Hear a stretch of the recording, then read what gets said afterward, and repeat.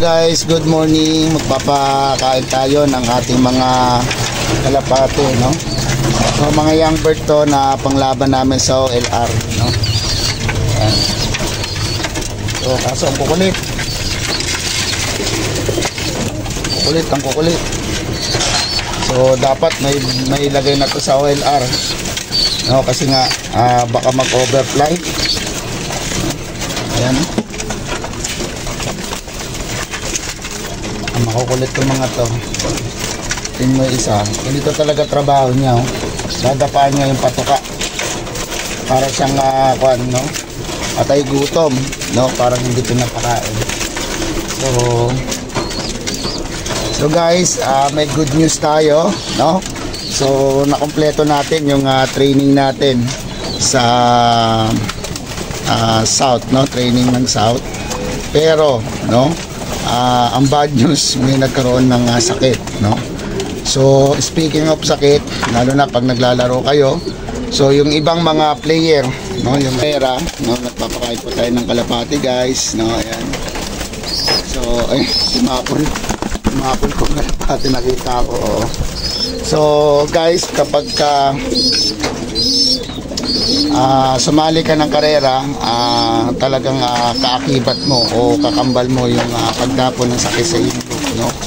So very natural, no, na isa dapat sa pagandaan mo kapag ikaw ay kumakarera. Kaya mas maganda, no, kung malaking lugar ninyo, kasi maliit lang yung lugar ko hiwala yung breeder nyo at saka mga panlaban ninyo, kasi hindi na iwasan na dapuan kayo ng sakit, no? Unlike na hindi ka nangangarera, yung iba nagkataka hindi nangangarera, hindi naman dinadapuan ng sakit yung kalapati na, tapos nabibigla sila pag sumali sila ng karera. Ayun na nga, tumatama na yung mga paratyphoid, nanginginig yung ulo, tapos at the same time yung mga paramixo, no? So hindi ko naman sinasabi na walang vaccine yung kalapati ko. Nag-vaccine po ako, binuster ko pa, no, para makasiguro. Pero talagang may tinamaan, lalo na sa mga breeder, no? Nagtataka ako kung ano ba yung mali ko talaga, no? Kalamitan sa ngayon, no, yung pinagsama ko yung mga barako, no, yung iba talaga tinamaan ng paratyphoid, no, nagkaroon ng balilig. Siguro isa sa dahilan na hindi sila nakakakain, hindi sila nakakainom ng tubig dahil meron ngang siga na hindi maiwasan sa ating loop, no? May mga siga na kung saan hindi sila nagpapakain o hindi nagpapainom ng tubig. Pero meron talaga, no? Meron talagang tumama sa loop ko na sakit, no? Yung mga panlabang ko. So ngayon ko lang din na-encounter to, yung nanlalambot sila, hindi ko man sila makita ng simptomas ng sipon, pero nawawalan sila ng lakas, ayaw lumipad, no? So ito po yung lahi ng Kim, naka-Florison. So nag-produce na po siya sa akin ng Superset winner sa NDR, sa FPR, no? Pero hindi pa ako naglipad, kaya hindi ko po kinikredit o hindi ko po pinopost kasi nakakahiya, no? So masakit isipin na ayoko po kuhanin yung moment kung naglipad. So bahala siya. So, sa akin, importante na patunayan ko o nakita ko na kaya palang tumapos ng mga ibong pagkayang manalo, no? So hindi po ako nagbubuhat ng ano. So ganun lang po talaga ako. Siyempre bilang isang breeder o nagbibreed ng kalapate, kailangan lagi kang masaya. So ayan po, no, nakikita nyo po, naghahabulan sila, kasi nag-aaway sila. Ngayon tatanggalin ko dyan yung siga, no? Kasi wala siyang may dudulot na babote sa aking mga panlaban, no? So dapat ang siga, yung panlaban ko, hindi siya, no? Kasi breeder ko siya. So dami ko siya para i-motivate ko yung mga panlaban ko. So hindi ako nakaiwas, no, sa mga sakit, guys, no? Talagang may mga tumama. So to say, may mga dalawa yung nilublub ko sa tubig, no? Wala nang pag-asa, kaya nilublub ko na siya, no? So dalawang breeder ko, no, yung isa hiniram sa akin, nagsimula yung sakit na yon, hiniram sa akin yung kalapate, hindi ko nakita, hindi ko napansin, sinama ko dun sa kulungan na to, no, yung kulungan na yon, mga puro lalaki. Nagulat ako, nanginig na yung ulo. So dumiretso, no? So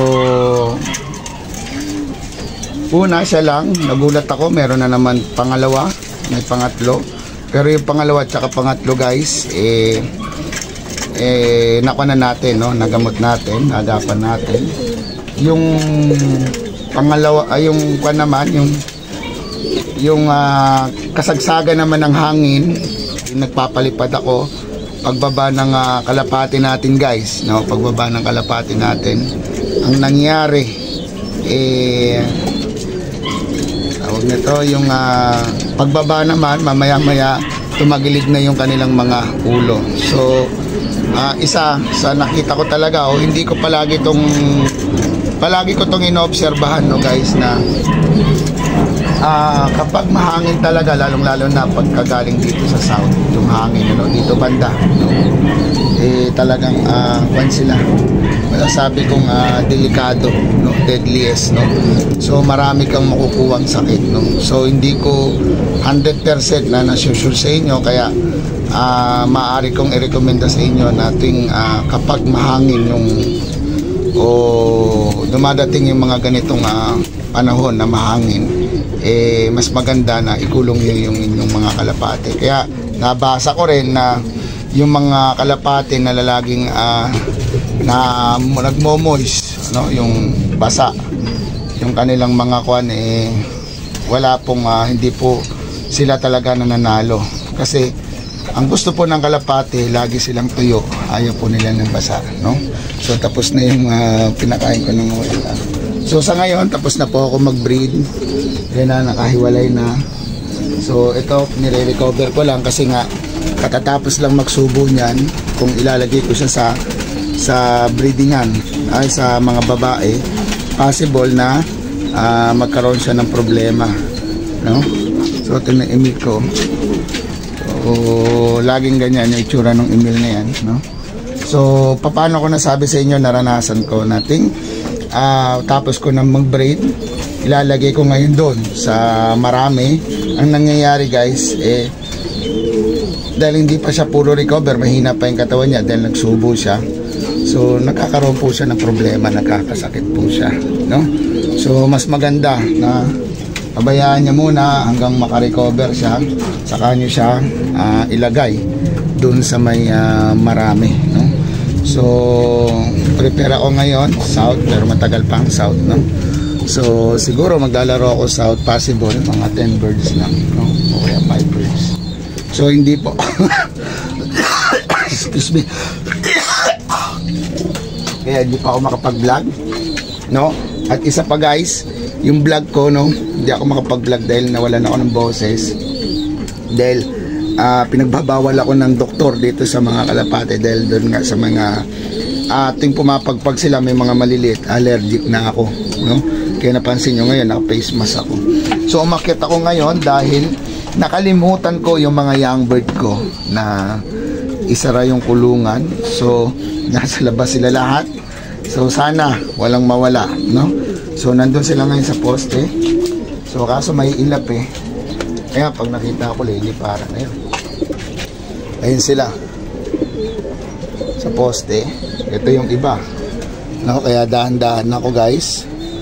So sana walang mawala. Ang problema, tuwing nagpapakawala ka ng kalapate, o lalong lalo na pag may tinuturuan ka, doon naman kunyari nakita mo wala, ang sarap pagpapakawala ako, doon naman makikita mo talaga na may mga bumubultong nagpapalipad, kagaya po niya na yun. Papakita ko po sa inyo, no. Nakikita ninyo may dadaan dyan, no? Hintay natin, ayun, no, nagpapalipad. So kapitbahay ko yan, na meron possible na mga 30 kalapati na pinalilipad.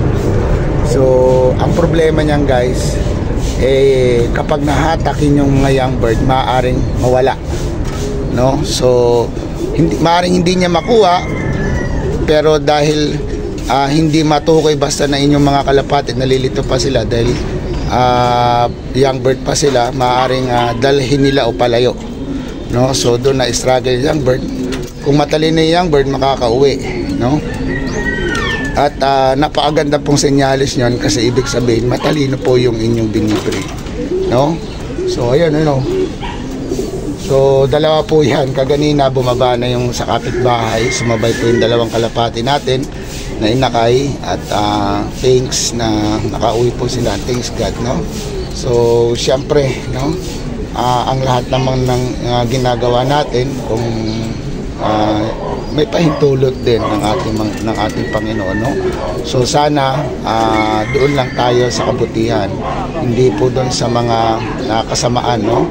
So sa akin, naglalaro lang po ako ng kalapate para malibang po ako, no? Entertainment purpose, dahil mahilig po talaga ako, pero never po ako sa gambling, no? So sinasabi nila ang pigeon industry gambling, totoo po yun, nahahaluan na po. So hindi ako magtatagal, guys. Binabati, inaanyayahan ko kayo lumaro ng Metro Luzon Homing Pigeon Association. Isa po ako sa coordinator dito sa C5 Taguig, no? So malapit na po, may meeting po kami February 10, no?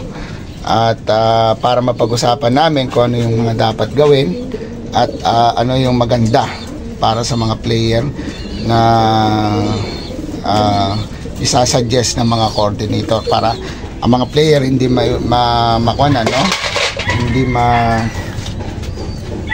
mahirapan o talagang magbenepisyo, no?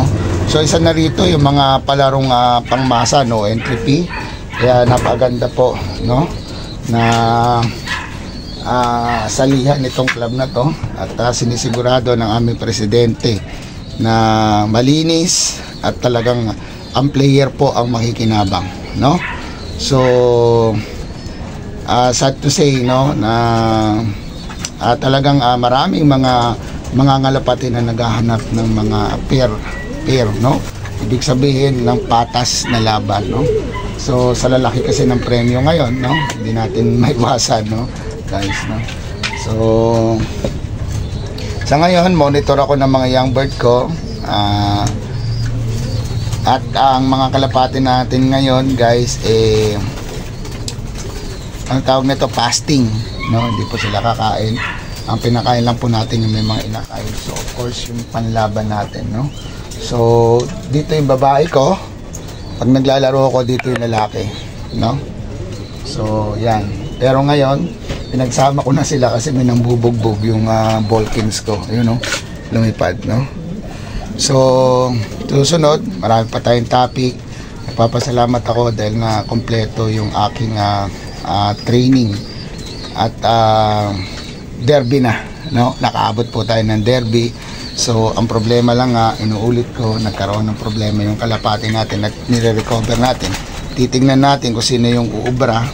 So ikinukan ko rin kayo na tingnan nyo rin yung inyong mga kalapati kung talagang kaya. So yun lang po yung entryhan ninyo. Huwag po kayong e-entry na alam nyo pong alanganin kasi nga. Pero mas maganda na subukan nyo na rin sila, no?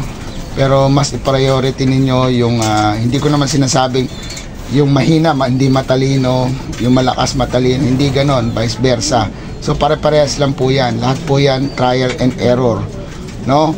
Wala pong nakakasiguro kahit napakatalino ng iyong mga kalapate, galing po sa mga champion yan.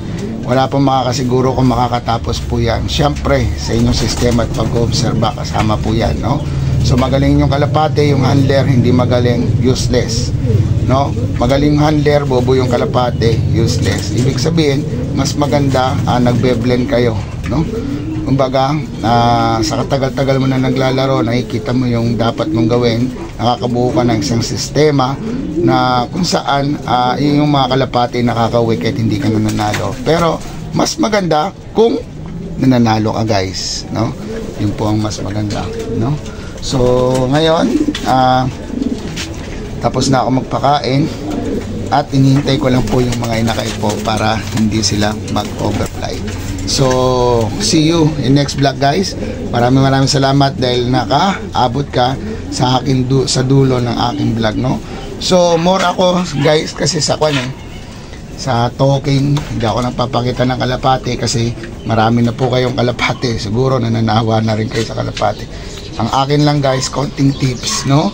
Ito po ay sarili kong opinion at naranasan ko sa aking loop na sinishare ko sa inyo. So magandang araw sa inyo guys. God bless you. God bless you.